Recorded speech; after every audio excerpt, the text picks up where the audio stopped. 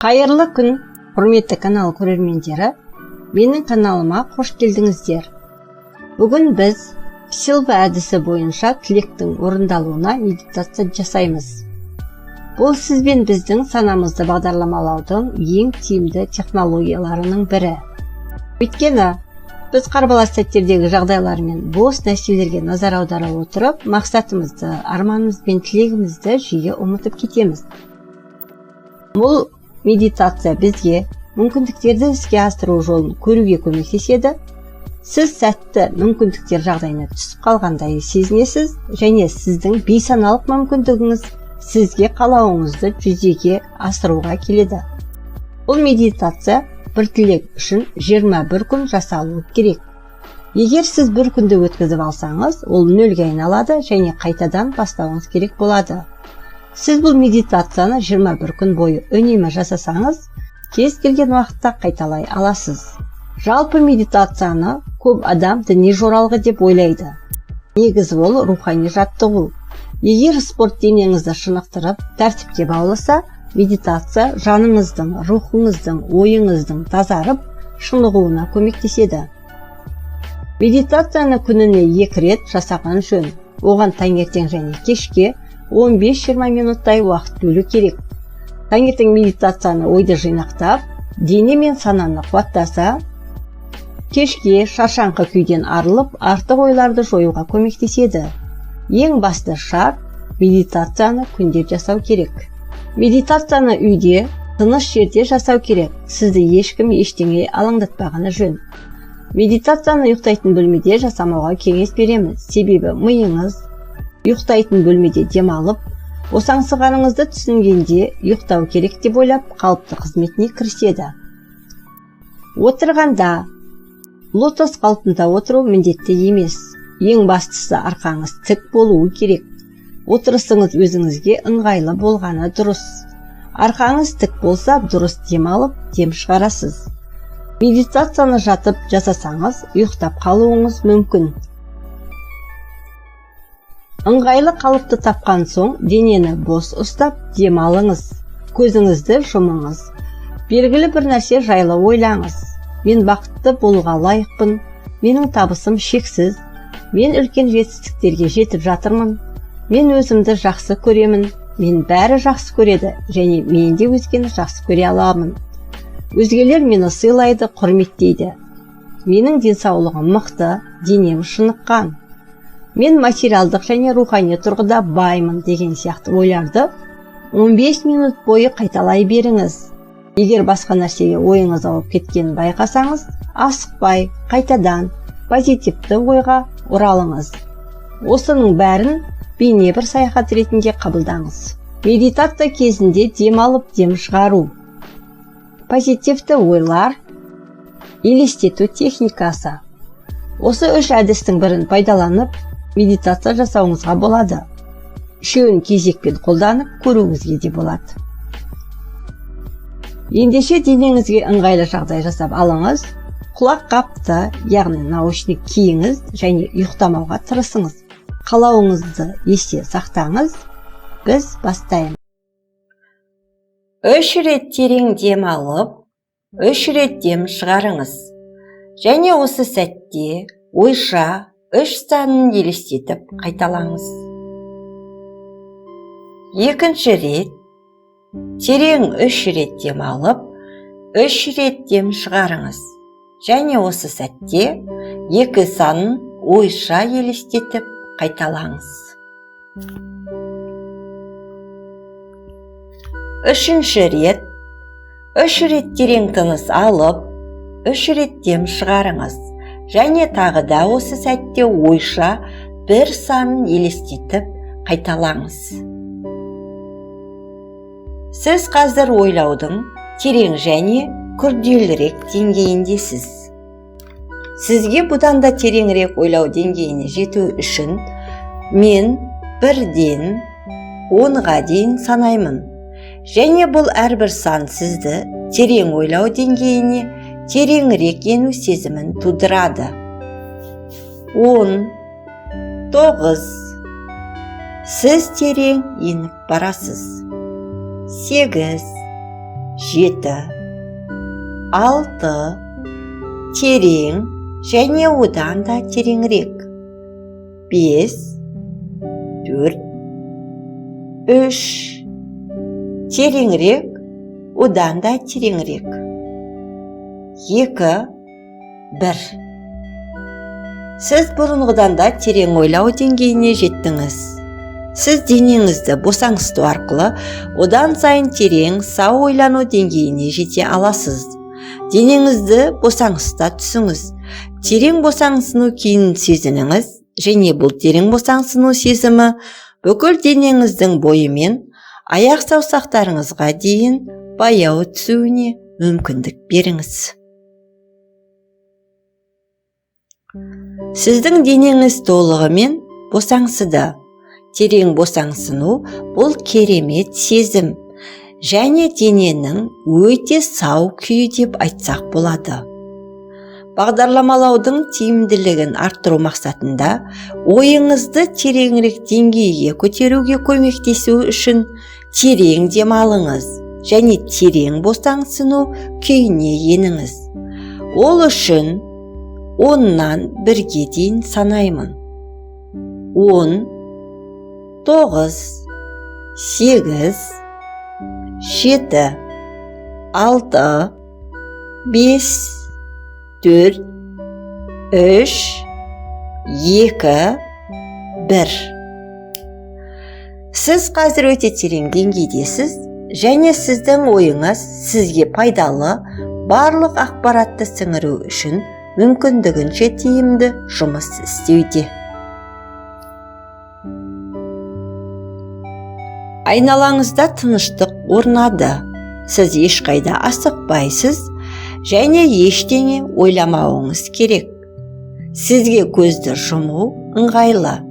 Сіздің жан дүниеңіз біркелкі тыныштықта және әрдем шығарғанда сіз сау ойлаудың тереңірек деңгейіне ене бересіз. Физикалық және психикалық тұрғыдан толығымен босаңсыдыңыз және сіз ойлаудың осы деңгейінде тұрғанда қабылдағаныңыздың бәрі түсінікті, есте қалатын және жетістікке жету жолында қолданылатын болады. Сіз данышпан, толыққанды тұлғасыз. Сіз бара-бара өзіңіз өмір сүретін әлемді, айналаңыздағы адамдарды түсінесіз. Сіз кез келген жерде болатын кейбір ауытқулар бар екенін анықтап және оны түзете аласыз. Қазір мен 1-ден 3-ке дейін санаймын және сонда сіз өз ішкі әлеміңіздің терең иімдеріне енетін боласыз. 1, 2, 3. Сіз қазір өте терең босаңсыну күйіндесіз. Өзіңіз қол жеткіңіз келетін мақсатты елестетіңіз.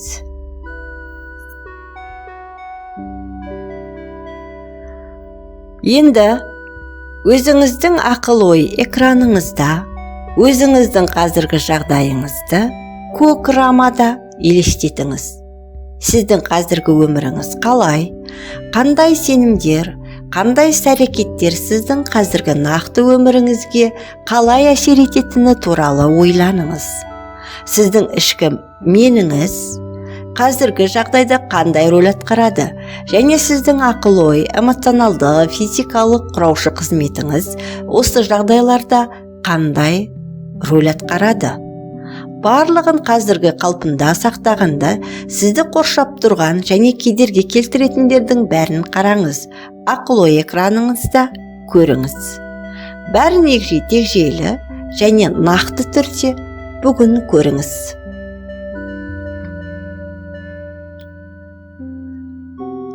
Енді көріп тұрғаннан алған өз эмоцияларыңызды, сезімдеріңізді солдан оңға қарай сүртіңіз.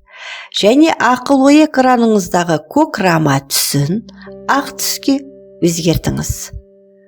Сіз өзіңіз қалаған нәрсеге қол жеткізген мақсатыңызды елестетпес бұрын, алдын ала сіз шынымен де не алғыңыз келетіні туралы ойланыңыз және оған қалай қол жеткізесіз. Егер сіз мақсатыңыз туралы ойласаңыз, сізді шынымен ынталандыратын нәрселер бостандық, махаббат, бақыт, сенім, денсаулық тағы басқалар болса, осы мақсатқа жетуді немесе оның орындалуын күткенде, оны жүзеге асырудың нақты мерзімі туралы ойланыңыз. Бұл жағдайда сіздің жеке басыңыздың тұлғалық, ақыл-ой, эмоционалды және физикалық жай-күйіңіз қандай рөл атқарады? Ал енді сіз өз ойлау шеңберіңізде ақ рамада мақсатыңызды көріп тұрсыз. Және осы мақсатыңыз орындалған кезде қайда болатыныңызды ойланыңыз. Жұмыста, үйде, басқа жерде.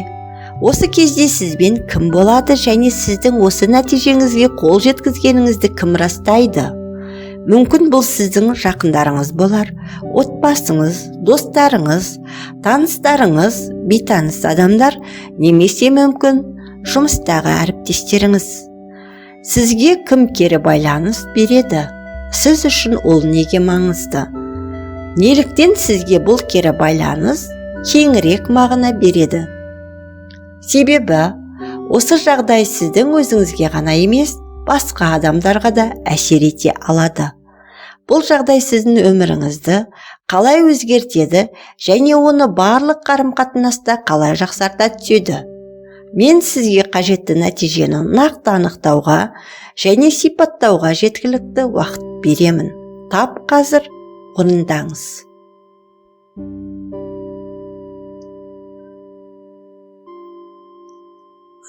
Сіздің ішкі әлеміңізбен қарым-қатынаста болатын ішкі болмысыңыз қандай жетістіктер мен мақсаттардың рөлін атқаратынына назар аударыңыз. Сіздің ішіңіздегі әлем, сезім, эмоциялар, бейнелер мен ниеттер әлемі. Сіз өзіңізге көмектесе алатын бір рухани күш бар екенін және ол сізді осы жолдан нығайтып қолдайтынына сеніңіз. Өз ішіңіздегі дәл сол барлығы болып жатқан энергия көзімен өзіңізді байланыстырыңыз және алдыңызға қойған мақсатыңызға жету үшін сол бір күштен көмек сұраңыз. Сіздің жеке тұлғалық, рухани жан дүниеңіздің бір бөлігі осы жағдайда қандай рөл атқарып жатқанына назар аударыңыз. Күнделікті ниеттің арқасында ол сіздің ақыл-ой қабілеттеріңізді мақсатты түрде қолданып, осы тәжірибеге, осы проекцияға қолдау көрсетуге қосылады. Сіз өзіңіздің ішіңізде көрсеткіңіз келетін бейнені жасайды. Сіздің жеке басыңыздың эмоционалды бөлігі сіздің қандай сезімдерді бастан өткеретініңізге қалай көмектесетініне назар аударыңыз. Осы жолда сізге көмектеседі тек кешірім, сенім, үміт, алғыс сезімдері. Өзіңіздің физикалық іс-әрекеттеріңізге назар аударыңыз. Мақсатқа жету үшін не істеу керек? Әрекет етуді бастаңыз. Жазылыңыз, адамдармен байланысыңыз. Мен рухани әлемімдегі қазірдің өзінде істеп жатқан нәрсені қолдау үшін физикалық деңгейде не істеу керек екеніне назарымды аударамын деп ойланыңыз. Екі өлшем, яғни рухани әлеміңіз бен физикалық деңгейіңіз бірге жұмыс істеуі керек. Сіз алдыңызға қойған мақсатыңызды айқынырақ көріңіз. Енді сіз өзіңіздің ой экраныңыздағы ақ рамада ойша бейнелеген образыңызға еніңіз және осы жағдай дәл осы сәтте болып жатқандай сезініңіз. Сезім мүшелеріңіз бен ойлау қабілетіңізді қолданыңыз. Тек бұл сурет көлемді және көп өлшемді болсын. Өз ойларыңыз бен іс-әрекеттеріңіздің арасындағы айырмашылықты дәл қазір сезініңіз. Сізде не өзгерді? Сіздің орта, сіздің мақсатқа қол жеткізгеніңізді көрсететінін түсініңіз.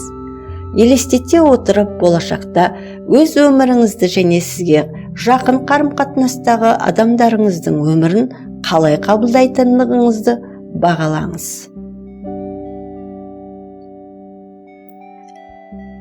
Сіздің өміріңіз күннен күнге жақсара бастайды.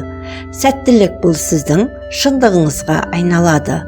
Мақсатқа жеткеніңіз, нәтижеге қол жеткізгеніңіз туралы керемет сезімді сезінуге өзіңізге мүмкіндік беріңіз. Және өзіңізге ойша, бұл жұмыс істеді, мен жасай алдым деп айтыңыз. Бұл керемет сезімді денеңіз бен миыңызға есте сақтап қалуына мүмкіндік беріңіз. Егер сізде ішкі мотивация әлсіресе, не істеп жатқаныңызды, не күтіп отырғаныңызды есіңізде сақтаңыз. Болашақта мақсатыңызға жеткен кезде осы керемет сезімді есіңізге түсіріңіз және мақсатыңыз туралы қайтадан ойланыңыз. Сіздің мақсатыңыз шындыққа айналған кезде, сіздің қазіргі ой күнтізбеңізде қай күн екеніне назар аударыңыз. Бірер минуттан кейін мен 1-ден 5-ке дейін санаймын.